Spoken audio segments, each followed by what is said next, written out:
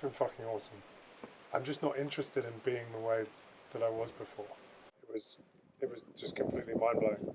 What the workshop brought me was reflections from people, predominantly interacting with other people, taking steps that I wouldn't normally take. The main thing was people seeing me in a way that I hadn't seen myself, encouraging me to take steps, to take more risks, and in doing that, it started to form a fuller picture of me, for me, which I took into the ayahuasca. And okay, that is me, and I was held back before in that way. And okay, but I've started to make inroads into that. I've taken strides, and I have some belief that I can change it.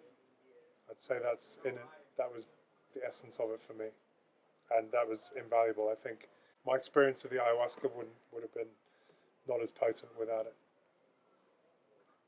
So the ayahuasca part was very different to how I thought it was going to be. I had this image, I'd seen a couple of documentaries, and I didn't really know how that was going to go.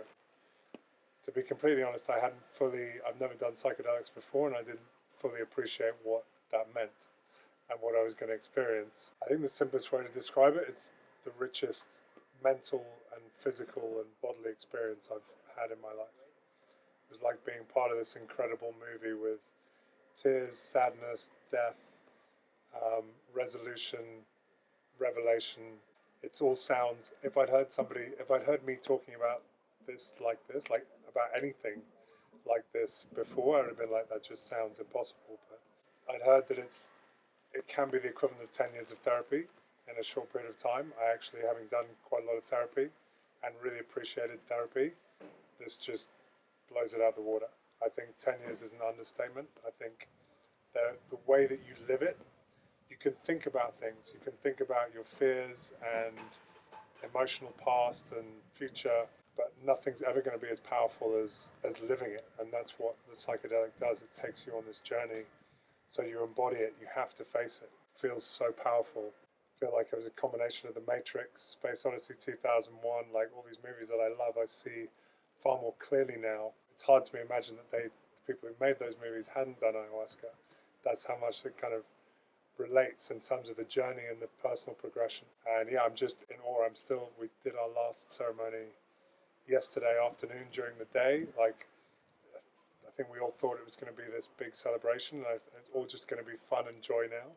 And there was plenty of joy, but there was still some lessons and some big, beautiful lessons. And yeah, it's epic. Like, it's taken me to a point in the 4 sessions that we've done that I'm ready to go into the world and not be held back by all the fears that I didn't realize I fully had.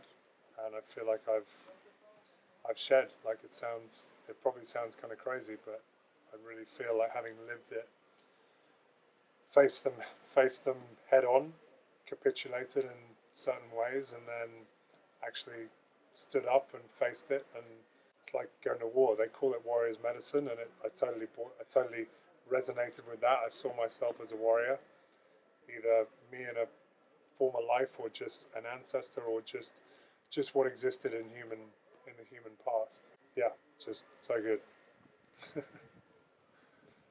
And another thing I didn't expect was the team, but particularly the guy that runs the ayahuasca here. I didn't expect him to be Western, but there was something about that that really opened up the experience for me. His ability to fully translate, and him having gone through, he's completely bought into this journey, and you see the warrior that he is and the wisdom he has, and to be able to connect with somebody like that, and somebody from our world, my world, originally, who's changed into that way of life and fully adopted the principles to explain what he's gone through in his journey. I think that's another reason why this whole package of the retreat and the workshop has worked so well for me.